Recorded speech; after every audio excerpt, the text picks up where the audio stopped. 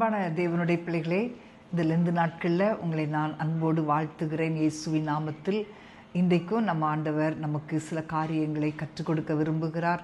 நீதிமொழிகள் 1ஆம் அதிகாரம் 20லிருந்து 33 வரைக்கும் நம்ம பார்க்கும்போது அதில் ஒரு சில காரியங்களை நாம் பார்க்கிறோம். ஞானம் வீதிகளில் நின்று அப்படி சத்தமிடுதான்.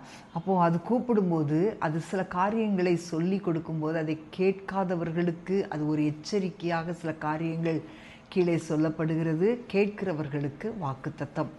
முதலாவது என்ன அப்படின்னா 22, 23 வசனங்களை நாம் பார்க்கும்போது, பேதைகளே நீங்கள் பேதமையை விரும்புவதும், நிந்தனைக்காரரே நீங்கள் நிந்தனையில் பிரியப்படுவதும், மதியினரே நீங்கள் ஞானத்தை வெறுப்பதும் எதுவரைக்கும் இருக்கும்?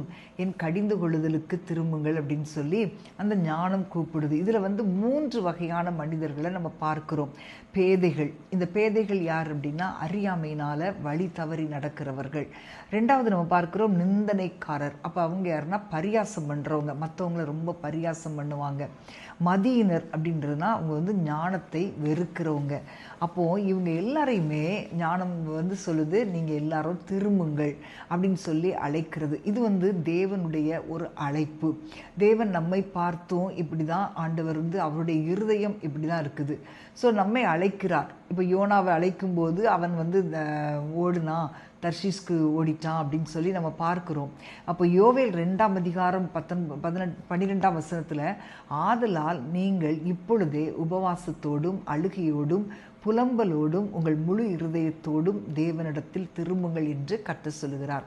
அப்போ இந்த உபவாச நாட்களில், இந்த லெந்து காலங்களில் நிறைய பேர் உபவாசம் இருப்பாங்க. நீங்களும் நிறைய பேர் இருப்பீங்கன்னு நான் நம்புகிறேன். நீங்கள் உபவாசத்தோடு அழுகையோடு முழு இருதயத்தோடு தேவனிடத்தில் திரும்பணும்னு சொல்லி தான் ஆண்டவரும் விரும்புகிறாரு. இந்த வசனத்தில் நம்ம பார்க்கும்போது, திரும்புங்கள், நீங்கள் எது வரைக்கும் இப்படி திரும்பாமல் இருப்பீங்க அப்படின்னு சொல்லி தான் அதில் கேட்கப்படுகிறது. இன்றைக்கு நம்ம ஆண்டவரிடத்தில் திரும்பணும். ஏசாயா 55:7, துன்மார்க்கன் தன் வழியையும் அக்கிரமக்காரன் தன் நினைவுகளையும் விட்டு கர்த்தரிடத்தில் திரும்ப கடவன். பிரியமானவர்களே, இந்த லெந்து நாள் நமக்கு ஆண்டவரிடத்தில் திரும்பக்கூடிய ஒரு நாள்.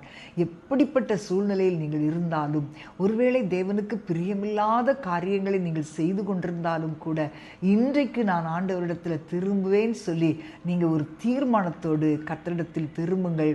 ஆண்டவர் உங்களுக்கு நிச்சயமாக ஆசீர்வாதங்களை கொடுப்பார். ஒரு எச்சரிப்பு வரும்போது நம்ம அதற்கு எதிர்த்து நிற்கக்கூடாது. கர்த்தரிடத்தில் நிச்சயமாய் திரும்பும்போது அவர் நிச்சயமான ஆசீர்வாதங்களை கொடுப்பார்.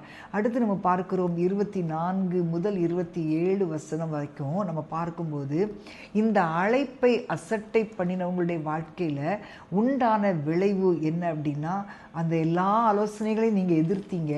ஆகையால் அந்த 26ஆம் வசனம் 27ஆம் வசனத்தை 2ஐயும் வாசிக்கிறேன். ஆகையால் நானும் உங்கள் ஆபத்து காலத்தில் நகைத்து, நீங்கள் பயப்படும் காரியம் வரும்போது ஆகடியம் பண்ணுவேன். நீங்கள் பயப்படும் காரியம் புசல் போல் வரும்போதும், ஆபத்து சூறாவளி போல் உங்களுக்கு நேரிடும் போதும், நெருக்கமும் இடுக்கணும் உங்கள் மேல் வரும்போதும் ஆகடியம் பண்ணுவேன் என்று சொல்லுகிறது. இது நமக்கு ரொம்ப கடினமாகத்தான் இருக்கும். இது ஆகடியம்ன்றது ஒரு சிரிப்பு. இது ஒரு பழி வாங்குகிற சிரிப்பு கிடையாது, ஒரு நியாய தீர்ப்பின் சிரிப்பு. ஆகடியம் பண்ணுவேன், நீங்கள் என்னுடைய ஆலோசனைகளை வெறுத்துட்டீங்க, என்னை தள்ளிட்டீங்க. அப்போ ஆண்டவர் பல முறை நம்மளை அழைத்தாலும் நம்ம கடினப்பட்டு அவரிடத்தில் திரும்பாமல் போகும்போது அவருடைய இருதயத்திற்கு அது ரொம்ப வேதனையாக இருக்கும். இப்போ பார்வோன் தேவனுடைய அடையாளங்களை எவ்வளோ பார்க்குறான். ஆனாலும் ஒவ்வொரு நேரமும் தன்னுடைய மனதை, தன்னுடைய இருதயத்தை கடினப்படுத்தி கொண்டே இருந்தான். முடிவில் பாருங்கள், கிருபையின் காலத்தை இழந்து அவனுடைய வாழ்க்கையில் ஒரு பெரிய அழிவுக்கு நேராக போகும்படியான காரியங்கள் உண்டானது. அன்பான தேவனுடைய பிள்ளைகளே, இன்றைக்கு ஆண்டவர் எச்சரிக்கும் போது அந்த காரியங்களுக்கு நாம் விலகலை அப்படின்னா, தேவனுடைய ஆலோசனையை நம்ம தள்ளிவிட்டோம் அப்படின்னா, தேவன் நம்மை பார்த்து ஆகடியம் பண்ணுகிற அளவுக்கு, நம்மை பார்த்து சிரிக்கிற அளவுக்கு நம்முடைய வாழ்க்கை பயங்கரமான ஒரு கஷ்ட காலங்களுக்குள் போய்விடும். ஆமென். அடுத்து 28லிருந்து நம்ம பார்க்கும்போது, அப்பொழுது அவர்கள் என்னை நோக்கி கூப்பிடுவார்கள், நான் மறு உத்தரவு கொடுக்க மாட்டேன்.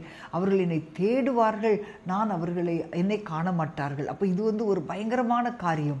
அப்போ ஆண்டவருடைய ஆலோசனைகளை தள்ளும்போது, அவரை ஏற்றுக்கொள்ளலை அப்படின்னா, இப்போ ஆபத்தில் கூப்பிடும்போது கூட நமக்கு பதில் கொடுக்க மாட்டேன்னு சொல்கிறாரு. சவுளுடைய வாழ்க்கையில் பாருங்கள், தேவனுக்கு கீழ்ப்படியலை. 1 சாமுவேல் 28 வரைக்கும் நீங்கள் பார்க்கும்போது தேவனை விட்டு விலகி வாழும்போது கடைசியில் தேவனை தேடுறான், அவனுக்கு பதிலே கிடைக்கல.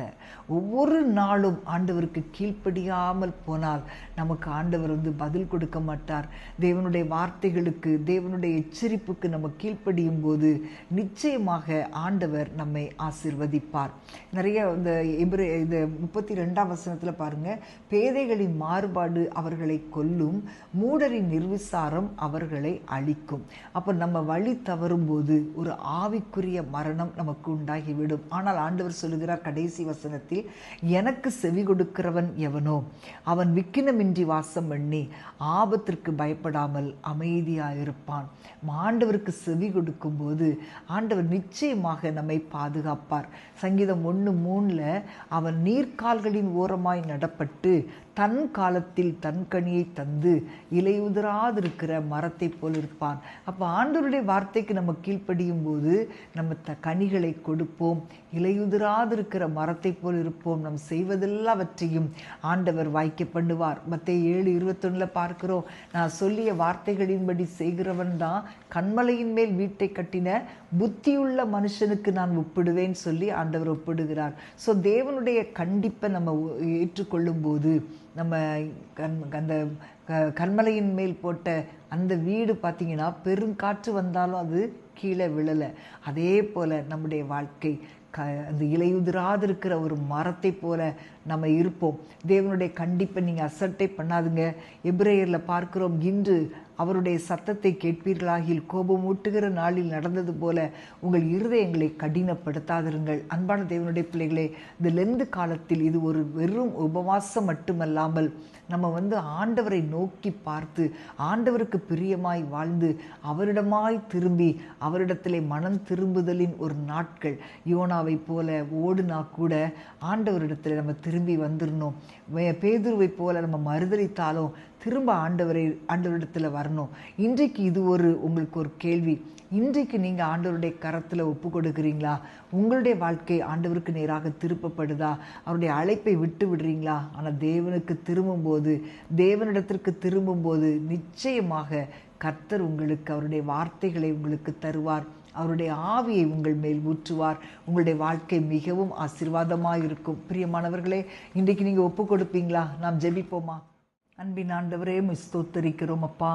ஆண்டவரே, இந்த லெந்து நாட்களிலே ஆண்டவரே நாங்கள் உம்மை கண்டடையத்தக்க சமயமாக இருக்கிறபடியால் இந்த நாட்களிலே நாங்கள் இன்னும் உம்மை தேட, இன்னும் உமக்கு கீழ்ப்படிய ஆண்டவரே, இன்னும் இடத்தில் திரும்ப எங்கள் ஒவ்வொருவருக்கும் கிருபை கொடுப்பீராக. உம்முடைய வார்த்தை எச்சரிப்பாய் வரும்போது அதற்கு எங்களை ஒப்பு கொடுக்க கிருபை தாங்கப்பா. எங்களுடைய மனதை உம்மிடமாய் சாய்க்க எங்களுக்கு கிருபை கொடுங்க. உமக்கு செவி கொடுக்கும்போது எங்களுக்கு ஒரு பாதுகாப்பு உண்டு தகப்பனே. பயம் எங்களை விட்டு நீங்கி போகும். நாங்கள் ஆபத்திற்கு பயப்படாமல் அமைதியாயிருக்கும்படியான கிருபைகளை தருவீரே. அப்படிப்பட்ட கிருபைகளை எங்களுக்கு இந்த லெந்து நாட்களிலே கொடுக்கிறதற்காக ஸ்தோத்திரம். இயேசுவின் நாமத்தில் பிதாவே, ஆமேன், ஆமேன். அன்பான தேவனுடைய பிள்ளைகளே, இந்த லெந்து காலம் உங்களுக்கு ஒரு உண்மையான மனம் திரும்புதல் நாட்களாக இருக்கட்டும்.